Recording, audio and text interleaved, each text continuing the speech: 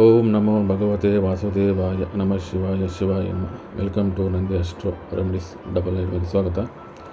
ಹಾಗೆ ಲೈಕ್ ಮಾಡಿ, ಶೇರ್ ಮಾಡಿ, ಸಬ್ಸ್ಕ್ರೈಬ್ ಮಾಡೋದಕ್ಕೆ ಧನ್ಯವಾದಗಳು.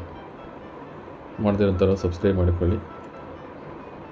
ಈಗ ಅಕ್ಷಯ ತೃತೀಯ ದಿನದಂದು ಯಾವ ವಸ್ತುಗಳನ್ನು ತರಬೇಕು, ಯಾವ ರೀತಿ ಅದನ್ನು ತಂದು ಉಪಯೋಗಿಸಬೇಕೆಂಬುದನ್ನು ನೋಡೋಣ. ಅಕ್ಷಯ ತೃತೀಯ ದಿನದಂದು ಮೊದಲಿಗೆ ನೀವು ಮಾಡಬೇಕಾದದ್ದು, ಸ್ಥಿತಿವಂತರು ಬೆಳ್ಳಿ ಬಂಗಾರ ತರುತ್ತಾರೆ. ಆದರೆ ಸಾಮಾನ್ಯ ಜನರಾದಂಥ ನಾವು ನಮ್ಮ ಕೈಲಾದಂಥ ಪ್ರತಿದಿನ ಉಪಯೋಗಿಸುವಂಥ ಪದಾರ್ಥಗಳನ್ನು ತರಬಹುದು. ಅವು ಯಾವುವು ಎಂಬುದನ್ನು ನೋಡೋಣ. ಮೊದಲಿಗೆ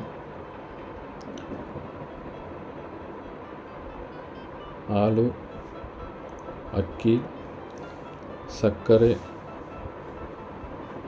ಈ ಪದಾರ್ಥಗಳನ್ನು ನಿಮ್ಮ ಕೈಲಾದಷ್ಟು ತನ್ನಿ.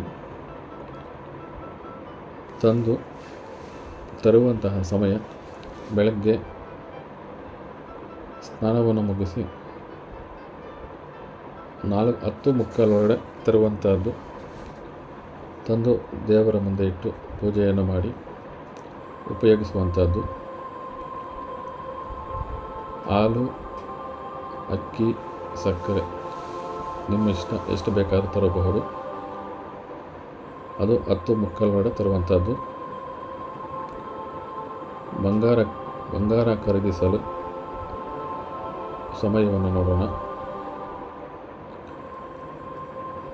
12:16ರಿಂದ 1:51 PM ಅಮೃತಗಳಿಗೆ ಈ ಸಮಯದಲ್ಲಿ ಬಂಗಾರವನ್ನು ಖರೀದಿಸಬಹುದು. ದಿನಪೂರ್ತಿಯೂ ಸಹ ಖರೀದಿಸಬಹುದು. ಈ ಸಮಯದಲ್ಲಿ ಖರೀದಿಸಿದರೆ ಉತ್ತಮ. ಹಾಗೆ ಮನೆಗೆ ಧನಾಗಮನ ಸಮಯವು ಹೀಗಿರುತ್ತೆ. ಧನಾಗಮನ ಸಮಯವು 5:01ರಿಂದ 6:36 PM ಸಂಜೆ. ದೇವರಿಗೆ ಪಾಯಸವನ್ನು ಮಾಡಿ ದೇವರ ಮುಂದೆ ಇಟ್ಟು ನೈವೇದ್ಯ ಮಾಡಿ ತದನಂತರ ಮನೆಯವರೆಲ್ಲರೂ ಉಪಯೋಗಿಸುವಂಥದ್ದು.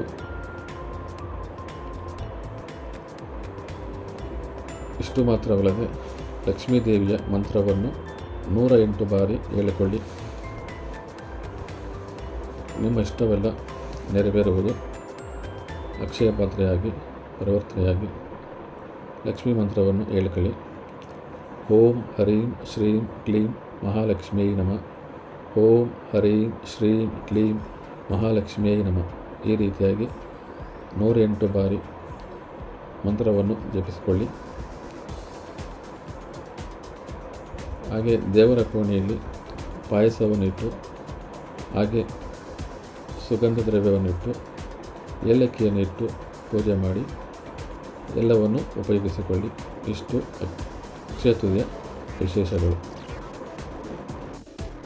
ಹಾಗೆ ನಮ್ಮ ಚಾನಲ್ನು ಸಬ್ಸ್ಕ್ರೈಬ್ ಮಾಡಿ, ಶೇರ್ ಮಾಡಿ, ಲೈಕ್ ಮಾಡಿ.